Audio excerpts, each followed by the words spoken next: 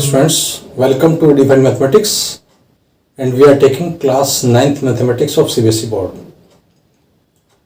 and our running topic is probability. अपने पिछले video में हमने आपको प्रोबेबिलिटी के बारे में डिटेल से बताया है कि प्रोबेबिलिटी क्या होती है। प्रोबेबिलिटी कहते हैं कि किसी वर्क के होने की कितनी पॉसिबिलिटी है, कितनी संभावना है। सपोज हम कह सकते हैं कि एक ऑफिस है, इस ऑफिस में 4 पर्सन वर्क कर रहे हैं, तो उसमें कोई अगर देखना चाहता है कि मेरे प्रमोशन की प्रोबेबिलिटी क्या है, तो 4 में से वो काम करने वाला पर्सन जो एक होगा तो उसके प्रमोशन की प्रोबेबिलिटी 1/4 हो जाएगी, क्योंकि टोटल जो वहाँ पर पर्सन्स हैं वो 4 हैं और एक अपने बारे में सोच रहा है कि मेरी जो है प्रमोशन की प्रोबेबिलिटी क्या है। इसी टाइप से अगर हम बात करते हैं कि हम कॉइन को टॉस करते हैं, तो कॉइन को टॉस करने पे या तो हेड आएगा टेल आएगा, उसमें से हेड आने की प्रोबेबिलिटी 1/2 हो जाएगी, टेल आने की प्रोबेबिलिटी 1/2 हो जाएगी। ये ट्रू इवेंट्स हमारी होती हैं। इसमें कुछ प्रोबेबिलिटी ऐसी होती है कि जो आपकी इम्पॉसिबल होती हैं। जैसे हम कहते हैं कि हमने एक जो डाइस है उसको थ्रो किया है, तो उसमें 7 आने की प्रोबेबिलिटी क्या होगी। तो स्टूडेंट्स, क्योंकि डाइस पर 7 होता ही नहीं है इसलिए वो आएगा ही नहीं है, तो उसकी प्रोबेबिलिटी 0 होगी। तो इसको बोलते हैं इम्पॉसिबल इवेंट्स। एक होती है हमारी श्योर एंड सर्टेन, जिसकी प्रोबेबिलिटी 1 होती है। अगर हम कहते हैं कि हमने एक कॉइन को टॉस किया है, तो उसकी हेड या टेल आने की प्रोबेबिलिटी क्या होगी। तो either it will be head और टेल, तो वहां पे 2 कंडीशन होगी, टोटल भी 2 आउटकम्स होंगे, तो 2/2 यानी उसकी 1 होगी। तो स्टूडेंट्स, प्रोबेबिलिटी जो होती है वो आपकी 0 से 1 के बीच में लाई करती है। प्रोबेबिलिटी कभी भी नेगेटिव नहीं हो सकती है, वो हमेशा पॉजिटिव होती है। So students, let us see some more problems on probability।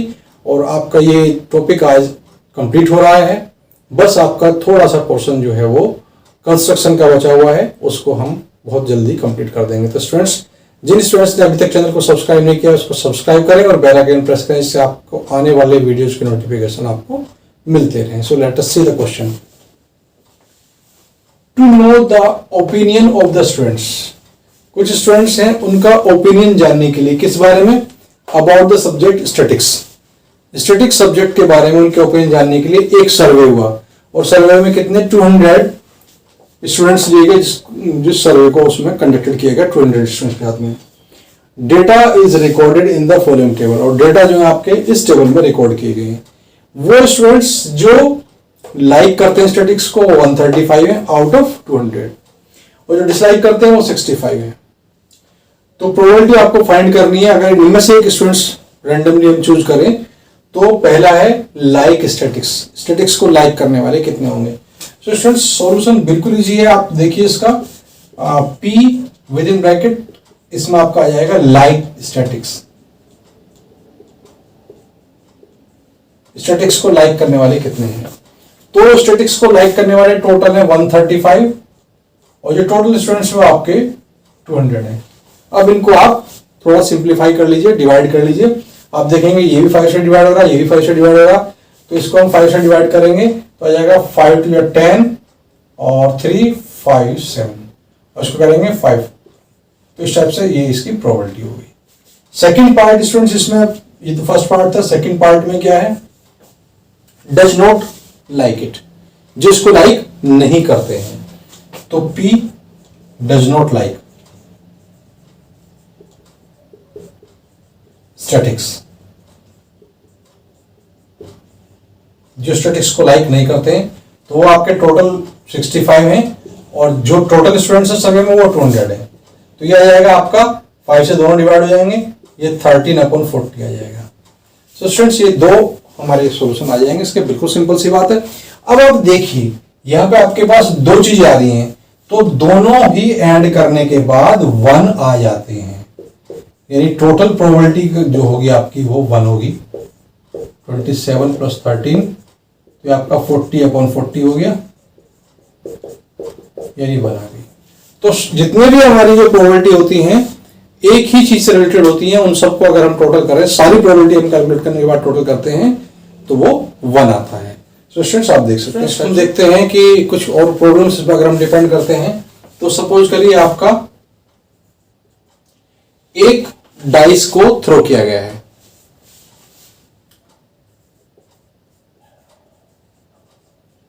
on throwing a dice. Find a probability.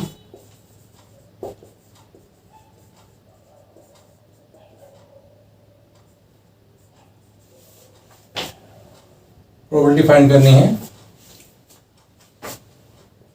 First even number, second odd number, third prime number. इस टाइप से हम कर सकते हैं. तो देखिए स्टूडेंट, सॉल्यूशन हम कैसे करेंगे. इसका सॉल्यूशन आपका हो जाएगा, सबसे पहले तो सैंपल स्पेस के देखेंगे कितने आ सकते हैं. तो on throwing A dice, total outcomes कितने होंगे.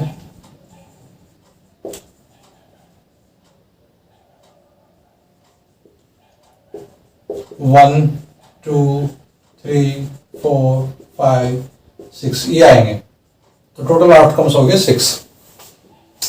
अब आपको फर्स्ट पार्ट निकालना है. फर्स्ट पार्ट में क्या है, इवन नंबर.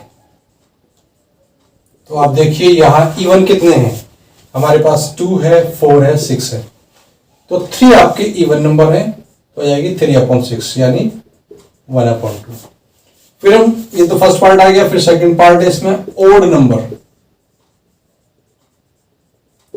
ओड नंबर कौन से हैं आपके पास, देखिए स्टूडेंट्स, ओड में आपका 1 आ गया, 3 आ गया, 5 आ गया. तो कितने हैं, 3/6 यानी 1/2. तो स्टूडेंट्स यहां से भी आप देख सकते हैं 1/2 और 1/2 एक आ जाएगा. इट मीन्स वहां पर या तो नंबर इवन होंगे या तो नंबर ओड होंगे, वो बीच में कुछ नहीं होगा. इस टाइप से हम इसको कैलकुलेट कर सकते हैं. अच्छा स्टूडेंट्स, थर्ड वाला इसका पार्ट हम बात करते हैं, प्रोबेबिलिटी ऑफ प्राइम नंबर्स. अब बात करते हैं प्राइम नंबर्स की. प्राइम नंबर हमारे कौन कौन से होंगे स्टूडेंट्स, एक होगा हमारा 2, एक होगा हमारा 3, एक होगा हमारा 5. यहां ध्यान देने वाली बात यह है students, 1 is neither A prime number nor a composite number. 1 को ना तो हम प्राइम में लेते हैं ना कंपोजिट में लेते हैं. इसलिए इसका हो जाएगा आपके पास वही 3/6 यानी 1/2. इस टाइप से हमारे क्वेश्चन में जाते हैं. एक बहुत छोटा सा क्वेश्चन में लेता हूं, उसके बाद आपका चैप्टर कंप्लीट हो रहा है. सपोज हम बात करते हैं क्वेश्चन में, फाइंड द प्रोबेबिलिटी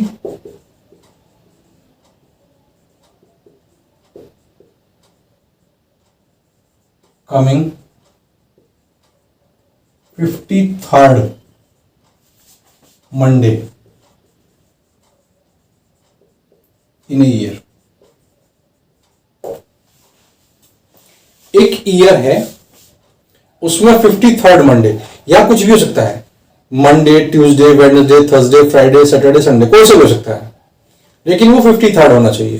तो इसको हम कैसे फाइंड करेंगे स्टूडेंट्स, देखिए कोई भी जो वीक आपका होता है ईयर, उसमें 52 कंप्लीट वीक्स होते हैं.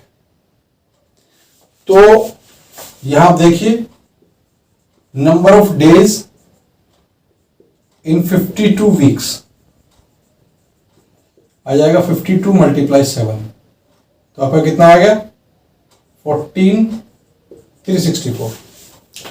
अब बात करते हैं अगर हम नॉन लीप ईयर की, तो वहां बचता है 1 डे, और बात करते हैं हम लीप ईयर की तो वहां बचते हैं 2 डेज. तो यहां हम बात कर रहे हैं किसी भी ईयर की, जनरल ईयर की, यानी वो लीप ईयर नहीं है. ये वो लीप ईयर नहीं है. यहां पर आप देखेंगे कि यहां पर हमारे पास क्या आ जाएगा कि जो रिमेनिंग डे है आपका, वो हो सकता है Sunday, Monday, Tuesday, Wednesday, Thursday, Friday, Saturday या संडे. टोटल हो गया 1, 2, 3, 4, 5, 6, 7. तो टोटल आउटकम्स आपके हो गए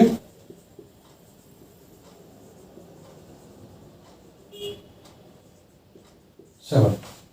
तो प्रोबेबिलिटी आपको निकालनी है 53rd किसकी, मंडे की। आप देखिए टोटल कॉम्बिनेशन आपके 7 हो सकते हैं। जो एक दिन बचा है वो एक दिन आपका मंडे से लेकर के सैटरडे तक कोई सा भी हो सकता है, या संडे तक कोई सा भी हो सकता है। यानी टोटल जो आउटकम्स है हमारे पास 7 है। अब उनमें से किसी भी एक दिन की आप निकालें। सपोज यहां बात करते हैं मंडे की, तो इन 7 डे में मंडे जो है 1 टाइम आया होगा, तो प्रोबेबिलिटी सिंपल होगी आपकी 1/7। अगर हम बात करते हैं वहां लीप ईयर की, तो लीप ईयर में आपका स्टूडेंट्स 364 होने के बाद 2 डेज बचते हैं। वो 2 डेज आपके कोई से हो सकते हैं, या तो मंडे ट्यूसडे हो, या ट्यूसडे वेडनेसडे हो, या वेडनेसडे थर्सडे हो, या थर्सडे फ्राइडे हो, या फ्राइडे सैटरडे हो, सैटरडे संडे हो, और संडे मंडे। टोटल होते हैं 7 कॉम्बिनेशन। 7 में से अगर आप बात करेंगे किसी भी दिन की, तो हर एक दिन 2-2 बार आया होगा, तो वहां प्रोबेबिलिटी हो जाएगी 2/7। तो इस टाइप से बहुत सारे क्वेश्चंस बनते हैं स्टूडेंट्स। इस प्रोबेबिलिटी को हम बहुत डिटेल में क्लास 10th में पढ़ेंगे, और 11th-12th में और ज्यादा वास्ट इसका स्पेस हो जाता है। इसलिए बहुत इंपॉर्टेंट चीज है, इसको अपने माइंड में सेट कर लीजिए। बिल्कुल छोटी छोटी बातें जो मैंने बताई हैं उनको ध्यान से देखते रहिए। इन क्वेश्चंस में अगर आपको कोई प्रॉब्लम हो तो आप कमेंट कर सकते हैं स्टूडेंट्स।